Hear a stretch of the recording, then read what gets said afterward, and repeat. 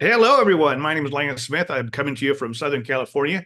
Good evening to all of you. I want to, first of all, jump in here and thank you for joining me this evening. And I can't wait to get into the details with you. But before I do, I just want to jump in here for those of you that are getting a chance to hear me for the first time and give you a little bit of a background. I'm from San Diego, California. When I was kind of came from a big family, one of six. I was in one of those families that if you were late to dinner, you didn't get a chance to eat. I love that because my parents, from the time I was old enough, I got a job. I always tell people all the time that I was a trust fund baby, that my parents trusted I was going to go fund myself. And so I got a job as quick as I could, paid for stuff along the way. And I love the way I was raised, had a good work ethic. But at 19 years old, I was working in a retail store in San Diego. And one of my managers came back with a magazine, an Outdoor Life magazine, 1985. Had a picture of a girl in the middle holding a big halibut. I'm a fisherman. I love outdoors, hunting, fishing, that kind of stuff. And it had a picture of a girl, had a picture in the middle of it of a girl wearing a bikini and dolphin shorts holding a halibut. I said, man, that's my kind of woman.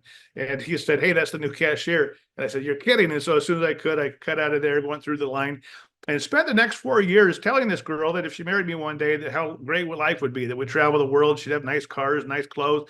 She could shop when she wanted. And she had no choice. She said, I do. And she married me. And we got married at an early age. And ironically, working in retail, I'm from Southern California. And so working in retail, my wife was a banker at the time. After 2 years, we were flat busted. I mean, I'd get these letters in the mail that say, congratulations, you're approved.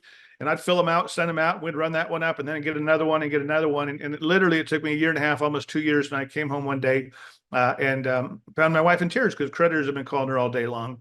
And she looked at me and said something to the effect of, hey, this wasn't what life was supposed to be like. You promised me something different. And I realized that she was absolutely right, that I really hadn't delivered. And I really wasn't even looking. I was kind of skating through life at that point. I thought things were great. But I realized that if we're going to start a family, that I needed to do something different. And so I spent my time and I started looking. I found myself at a point where I was looking. I looked at anything I could, and this was 3 decades ago, but I was looking at golf course driving ranges. I was looking at laundromats. I was looking at franchises. I was looking at vending machines. I was looking for anything that I could do to kind of step up my game. One of the blessings I had is the retail store I worked for 7 years. One day, all of us at the store got a notice that said, unfortunately, we're going to close, and 16,000 of you are going to lose your jobs in 30 days. But they said, if you help us close the store over the next 3 months, we'll give you a severance package. And so since I had 7 years in, I spent the next few months helping them close. And I got a severance package for $172.76 with a thank you note attached to it. And I realized really quick right there that no one was going to take care of me. And I thought, you know what, this whole idea of working for 45 years, this doesn't make sense. And so as I'm out there looking, fate would have it, someone showed up at my house, a relative, and showed me this idea of network marketing or affiliate market or e-commerce marketing, as we call it today. And it made sense. I wasn't looking for it, but it checked the boxes I was looking for. It was a low risk with a potential high reward. It was something I could do in my spare time. I could do it when I wanted to do it. I could do it where I wanted to do it. I could do it with who I wanted to do it. It just, for me, it made sense. There really wasn't much of a risk. I thought, hey, I'll get a chance to go spend some time with some very goal-oriented people, and we'll go from there. Realize I didn't like my computer, and so it didn't go dead. Let me just take care of that. So we started off, and I'd love to say that we had success overnight. We didn't. A lot of it was learning at the very beginning. I got around some people who thought differently than I did and who had a different lifestyle than I had, and I didn't realize that to do more, you had to think differently. And so I read a lot of books, and we went through a lot of changes. The second year, it started to come together. By the third and fourth year, it kind of came together in a big way. We went full time in the industry, and absolutely love what it is we do. We've been doing it for over 3 decades full time, and we've been very, very blessed by this industry. But I want to tell you this: is that I had an eye-opening experience when Gemco closed, and for a lot of people, the eye-opening experience they had was the last 3 to 4 years. The last 3 to 4 years really flipped everyone in their head. Nobody was expecting a virus to come in. They weren't expecting to have businesses shut down, to people be kind of pitted against each other. It was a really difficult time for a lot of people. And there's several things that we learned from this. The first thing that we learned is that the old adage of go to school, go to college, get a good degree, go work for a good company, work for 45 years, retire, live happily ever after. Those days are gone. Those days have been gone for a long time. As a matter of fact, the number 2 thing that we learned is that playing it safe is really the new risky. Everyone I know that says, no, I don't want to risk this, I want to risk that. They really settled for a one income lifestyle. A lot of those people got crushed during the COVID time. And unfortunately, a lot of them still haven't recovered. I can't tell you how many people I know that either own restaurants or storefronts or, had a career that they thought this was stable and I'm just going to ride this one out. And unfortunately, when you start to get cut, those are the people they cut first because, life, if anything, it's just going to continue to change and evolve. And a lifetime learning is really a requirement no matter what field you're in. And a lot of people figured that out. That the greatest risk they could ever take is not taking a risk at all, not having other sources of income. That third thing they learned is that no one's going to save you. I know that the government tried as much as they could. They're sending checks out. Some employees came up with some benefits, but the truth of the matter is, everyone realized pretty quick that if they're going to make it, it's going to be up to them to get through it.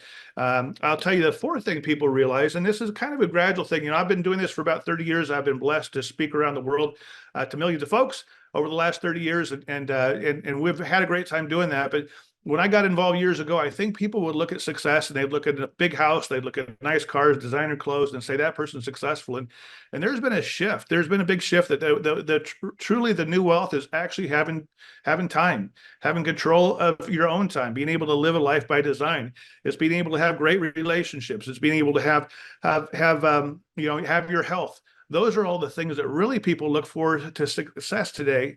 And so having to work, for all those years for just to create an income and lose their life, it just didn't make sense for a lot of people. And so a lot of people have figured out that they want something different. And I'll tell you the fifth thing, and that's why we're here, is that there's never been a greater time to have an opportunity than there is right now. It is amazing where we're at in history, and there's more people looking than I've ever seen in my lifetime. And so I'm going to go ahead and pull up this real quick, and we're going to talk about change, and we're going to talk about why now and the shift.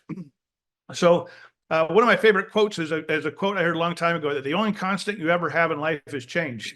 And it is absolutely true. You look at the evolution of technology, look at the evolution of relationships, business, society. All of it's changed over the last 30 or 40 years, and some for the good and some for the worse. But if you would have told me 20 years ago that the largest taxi company in the United States, Uber, would be a company that doesn't actually own any cars, I'd have thought you were crazy. If you would have came up to me and said that the largest media company, Facebook, really doesn't even create any media, I would have thought that was crazy. You take something like Alibaba, who's one of the top retailers out there that really doesn't even have any inventory, or you take Airbnb as a company now that from an accommodation standpoint, bigger than anyone else, and they don't even own any real estate. And all of these ideas have shifted. I look at retail today, it's Christmas time. And years ago, I'd go to the malls and the Black Friday sales and go through all that. And, I think my phone, my doorbell rings 2 or 3 times a day of people dropping on things off. And so there has been an amazing shift, but that shift has opened up opportunity. And what I want to do is I want to go from a sales perspective, because that's the field that I've been over the years. And it's also the reason why we're here. If you take the actual evolution of the business model of actually sales, when I was looking at franchises years ago, I realized I didn't have the money to go start a franchise. And so we started looking at doing, okay, well, maybe we can do some pop-up coffee shops and maybe compete with the Starbucks. And we'd get a kiosk and put it somewhere, we'd put some advertising up, and we could make some money with it. And so we started to do the model on that and look at it. And while there are people who do real well at that, the thing I realized is that's based on word of mouth advertising. It's one customer at a time. Even though you have small overhead, your demographics are just kind of the local people in the blocks that are around you. Nobody's going to go drive 30 minutes to go get your coffee. And most importantly, is it was a do-it-yourself. That even if you got so good at selling coffee, or even if we got so good at selling coffee that we could quit our jobs, we really just changed one profession to another, because we'd have to continue to be there to sell coffee. And so then when I looked at the storefront ideas, and I, coming from a retail background, I worked in retail for 7 years. I enjoyed it. I liked working with people. I liked helping people solve their problems. Didn't necessarily like the pay, and I couldn't support a family on that pay. But if you open a business like that, you're still dealing with the word of mouth advertising. You're going to have to do some public advertising through social media or through the newspapers or through television. It's going to be more overhead. You could serve multiple customers, you can make more money. But it really is kind of a glorified version of the startup, where you're the first one there, the last one to leave, the last one to get paid. And all the expenses and all the stress end up being put on you. And I was at a retail store just doing some Christmas shopping just recently, And I went into a store here in California, and California is just crazy with the regulations. I went back in the bathroom, and you had to go by the employee area, and they had a wall that was literally 40 feet long in small print of all the regulations of what it, you know, the employees' rights were, and the employers' rights, and all the insurances and all things you could and couldn't do. And I'll tell you, I've got some friends that have traditional brick and mortar businesses, and I've got mad respect for them because it really does take a lot of effort, and really to survive, a lot of them have had to change and make a shift going from brick and mortar only to a hybrid of a storefront plus an online marketing, which, well, that leads us to the next phase, which is the virtual or the online marketing. This one started up in the 90s, into the 2000s, and it was an exciting time. I was actually in the industry at this point, and when we first got involved, we were actually called distributors, and things would come to us directly, and we'd have to ship them, and we'd have to handle a lot of products. And so I was excited to see it go online. Because it opened up a lot of things that we didn't have anymore. You know, we weren't limited as far as from a geographic standpoint. We could use advertising and search engines. We had word of mouth that we could still go ahead and do. The overhead was still there, but it wasn't significant. And we still were doing shipping and that sort of thing. And there's a lot of companies that went out there and built big business. You know, the Amazons of the world, and those all kind of came up in that time frame and started selling books. And now the biggest retailer that's out there. But there's been a further evolution, especially through COVID and just to recently. And I want to talk about the social e-commerce possibilities of what we're able to do. What this allows us to do is it allows us to go ahead and develop businesses based really on relationships and shared interests, and then we can leverage global economy and minimum overhead. And let me just give you examples from my perspective. When I first got in the industry, again, it was 3 decades ago. I had an office upstairs here that's about 1,500 square feet. I had a desk. I had a phone that plugged into the wall. I had a fax machine that made funny noise. And if you ever left the fax out in the sun, it went away. Some of you can kind of relate with that. When a cell phone came out, it was a big brick thing that I carried around. But I had a home-based business. I kind of took that home-based business and we went online. And so we did some shipping out of here. And that home-based business eventually shifted because everything I had on my desk up there, from my computer to my calendar to my Rolodex, everything is now on my phone. And so we went from having a home-based business to a phone-based business. And I'll tell you the other major shift is this has evolved.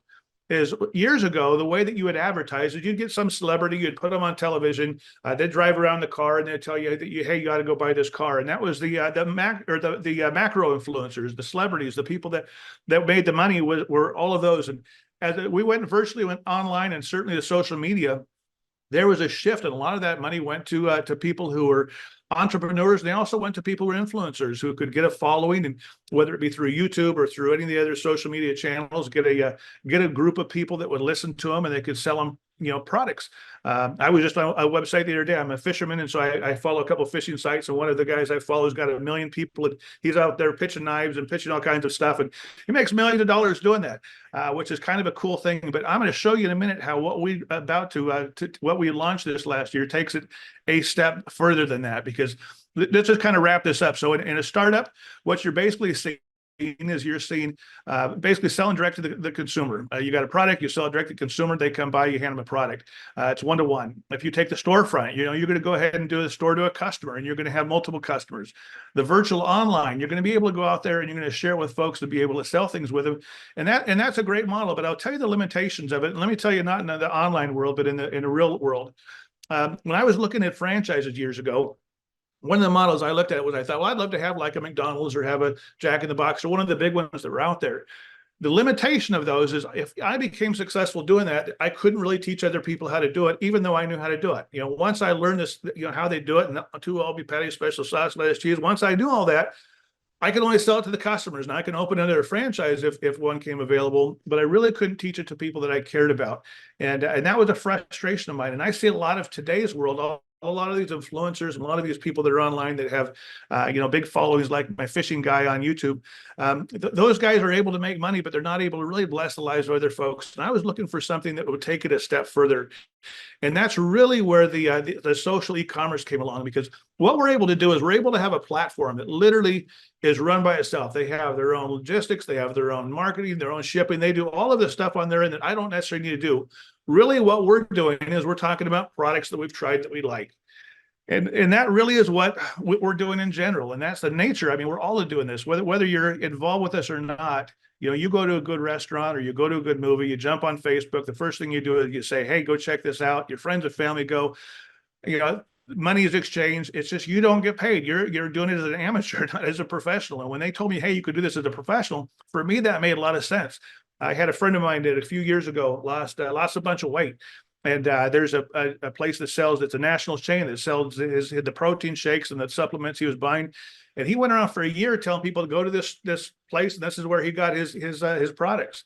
And I bet he moved $40,000, $50,000, $60,000 over that time frame and didn't receive a penny from him. But we're all doing that anyway. What we're doing here is we're finding a way to where we could talk about things that we've tried that we like and monetize it. And so when we went ahead and got involved in this business, and I'll talk about 3 in a few minutes, we have a particular collagen product that my wife went ahead, she tried it, got a good result, did a before and after picture. She put it on Facebook, and next thing I know, there's like $1,750 in our back wallet. And then a few months later, another $1,750 shows up, and I asked my wife, I said, "What's this?"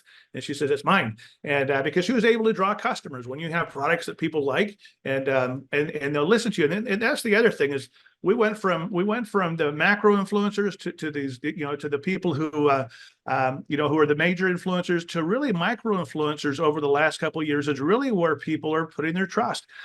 For whatever reason, over COVID, a lot of people lost trust for other people that they don't know, don't understand them, or don't know their character and integrity. And so it's the micro influencers. And who's a micro influencer? You are. I am. Anyone who's got a couple hundred people on their phone, and maybe 100, 200, 500, 1,000 people on their social media platforms. That's where people are listening to. There was a study that recently came out that said people are 80% more likely to listen to advice or recommendations from a friend or a family member or someone they trust than they are a commercial. And so people are realizing that there's a shift here, and that's putting the power in our hands. And so everyone out there wants to monetize that, and that gets exciting. And so as we picked up customers, what we found is that there are other people around the world that wanted to have businesses like us. And unlike the McDonald's, where if I learned about McDonald's, I started another one or taught my family how to start one, I'd get sued and I'd lose my franchise. Here we actually encourage you, and we teach you, and we actually support you and help you build a business that can go around the world, that literally you can build teams everywhere. And I remember I think it was Rockefeller that said, I'd rather have 1% of 1,000 people's or 100 people's efforts than 100% of my own. And that's where we leverage this platform, this social e-commerce platform. And so let's talk about the ecosystem of what we've put together. First of all, what you need a provider and a platform. And this provider and platform has got to be somebody that understands the products, the services, the management, the research, development, logistics, all of those things. And when we got together years ago with our partners, we sat down, and as we were looking at putting something together, we said, we need somebody to go run this. And we reached out to a gentleman named Daniel Pacu, and there was Troy Moore, and other people that really have a great understanding. Now, I will tell you, I've been in the industry for 3 decades. I've been with $3 billion companies. I've worked with executives and owners of billion-dollar brands. And there is no provider platform that has better quality of people than what we've got over here with 3. We're a startup, but we're not a startup. We've got people who understand it. They get it. They've got a big mission to build something big. They didn't come in here to do something small. They've got the right character and integrity, and they've got my trust. And so I've got that side of it. I've also got a group on the other side that is the participants. And when we got together, if you take the top, maybe 20 or 30 leaders that are part of this launch of this company, they've done billions of dollars of volume over the last 15 or 20 years. And so even though it is a startup, it's not a startup. We've got a global community that's already in place. We launched in 14 different countries. And so we're the software. So the provider and the platform, they ship all the products out. They handle the returns. They pay the commissions. They do all that they do. Really what we do is we get paid to go talk to people. And my kids had a hard time understanding that. They said, so, how many millions? And we told them how many millions. They said, so how do you make what all you do is talk to people. And I said, that's my job. That's what we do, is we talk to people. And I love that part of it, because we don't necessarily have to do the heavy lifting like the platform does. We're just sharing an idea of better health and better wealth.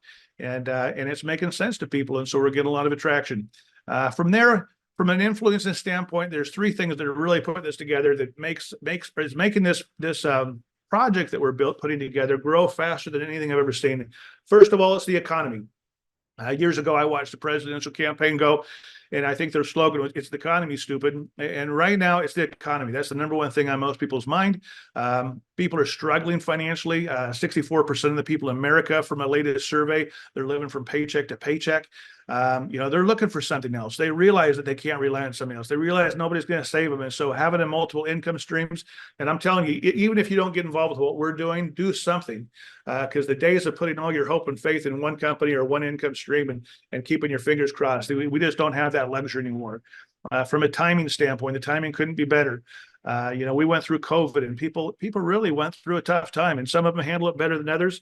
But for the most part, people lost hope. They're frustrated. A lot of them have given up.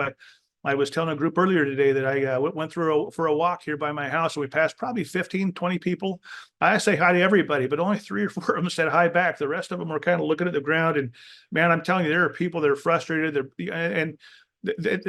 They need something else. And for a lot of us that came together, even though we didn't need to necessarily do this, we just know that the world needs to have hope, and they need to have opportunity. They have to have a reason to live and something to do. And the timing couldn't be better for that. And trend, I'm going to talk about health and wellness and proactive wellness of looking better, feeling better, living healthier life. That's a trend that you want to be right in the middle of. And so we're very excited about that. So let me go into a bit of the science of this, and kind of tell you where our company comes in and what we do. So I want to introduce you to a guy named Dr. Dan. Dr. Dan is a good friend of mine. I can go through all his accolades about being in Caltech and all the degrees he's got, and he's got a bunch of patents. He's got he's done a bunch of formulations. He's one of these guys that, I don't think in scientific terms. This guy does. And I'll tell you the purpose.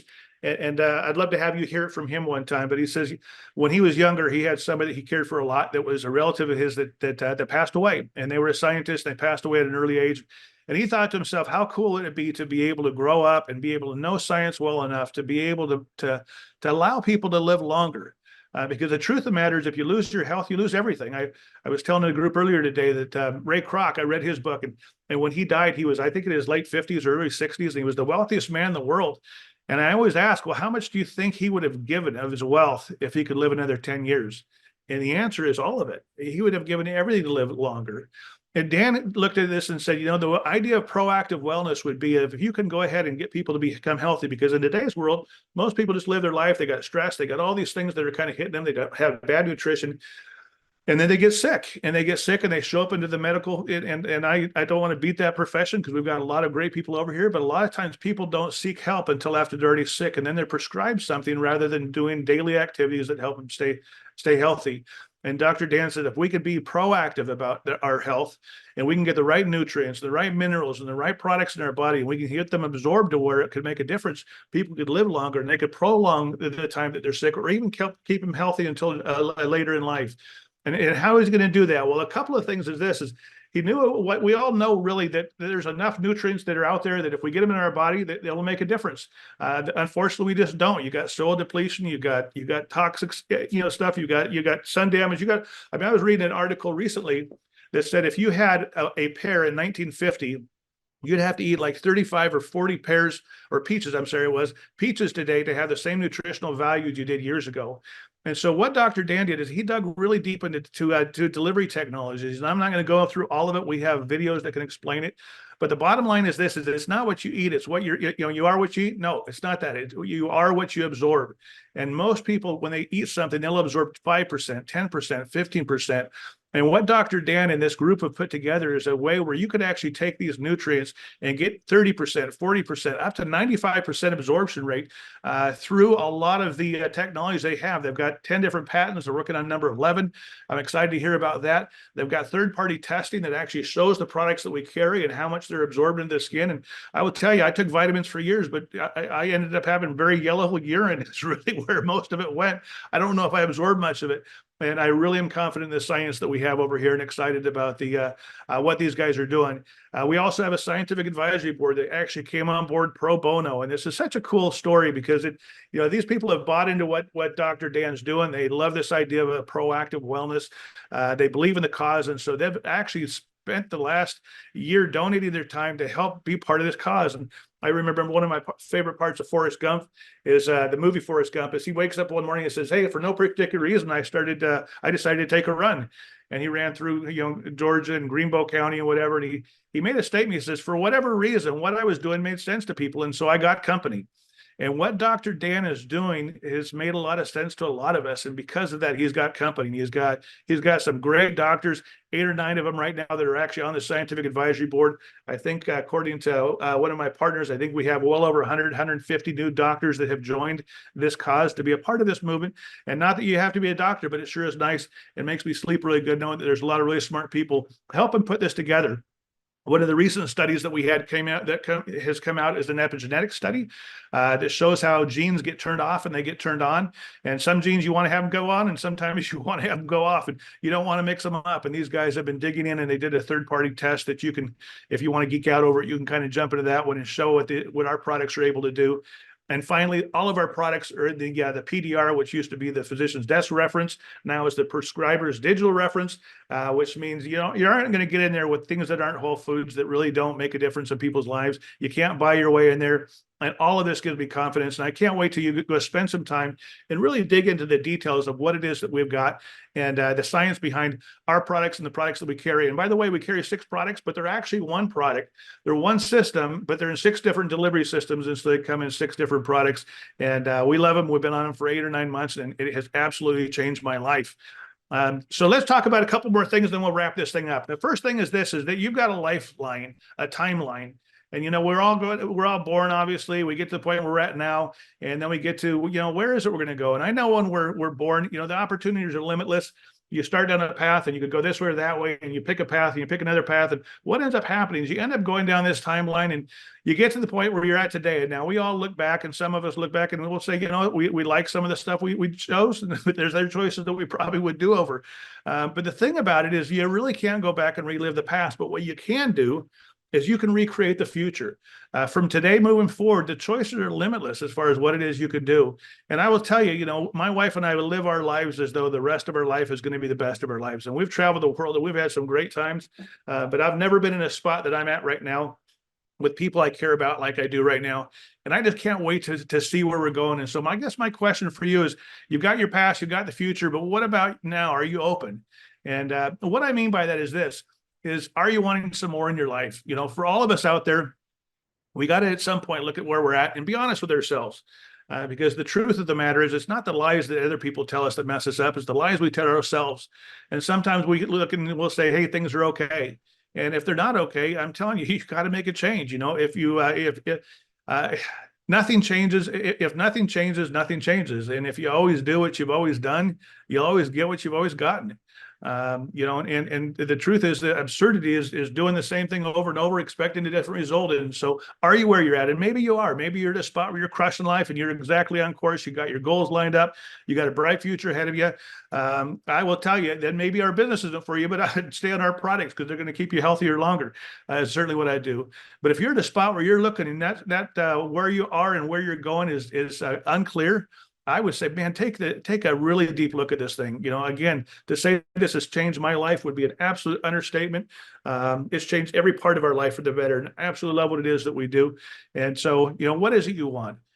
If you could define that, and my next question would be, do you have a vehicle for that? There are opportunities out there, but a lot of them you've got to go seek them out. Whether you get involved, I would suggest that you thank the person who invited you to get on this call because they paid you a huge service. We're just launched this company. We're just getting rolling, and we do have a vehicle that I believe in the 30 years that I've been in this industry, the 3 decades, this is the best vehicle that I've ever seen. It's got, and for lots of reasons, and I'll kind of wrap up with that. And then, do you have an action plan? And we have got all of those things. Our plan is fairly simple. It's going along with 3. It's just 3 steps. The first thing you do is you learn. We've got a lot of information that we're going to shoot out to you.